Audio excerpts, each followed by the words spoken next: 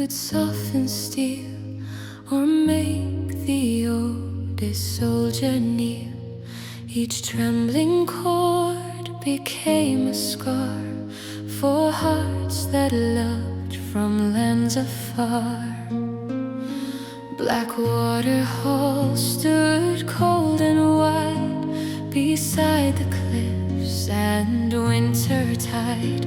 Its towers vanished in the rain like memories dissolving faint.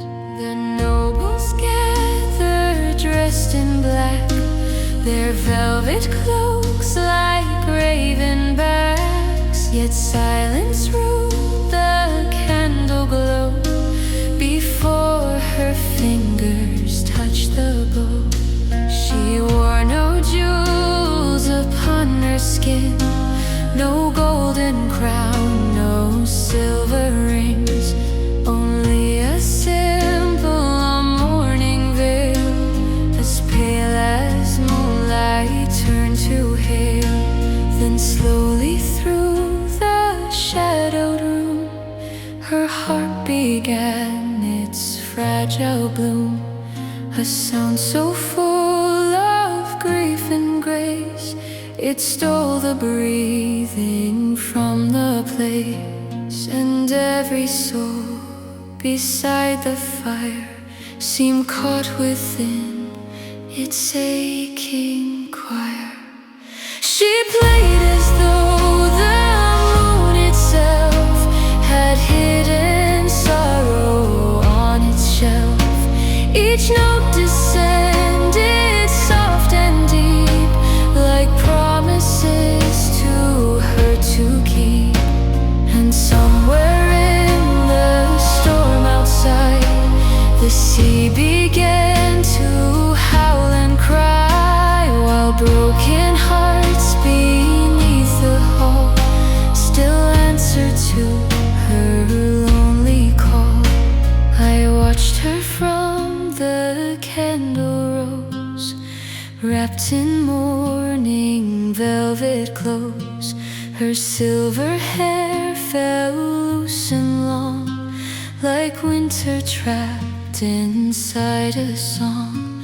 The old king lowered weary eyes, as if remembering old goodbyes. And even soldiers scarred by war looked suddenly afraid once more. She never spoke between the tunes, only glanced toward the moon, like someone waiting for a ghost. No prayer or bell could guide back home.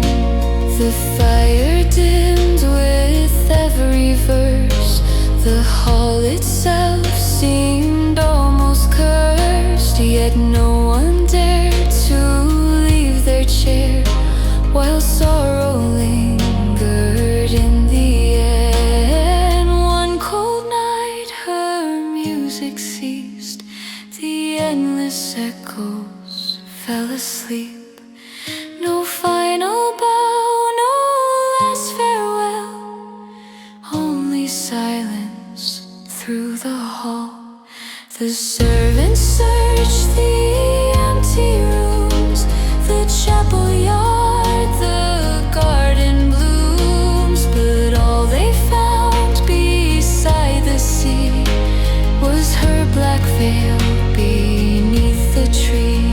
Some claimed the waves had called her name, others whispered grief and shame.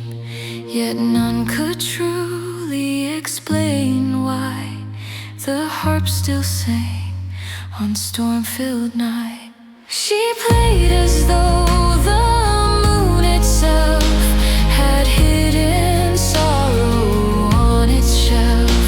Each note descended soft and deep, like promises to her to keep. And somewhere in the storm outside, the sea began to howl and cry, while broken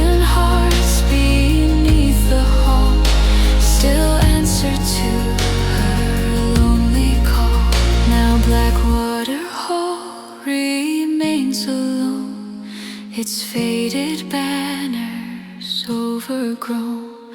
But when the winter thunder starts, her melody returns to haunt. And through the rain the old cliffs weep, while restless tides disturb their sleep. For somewhere in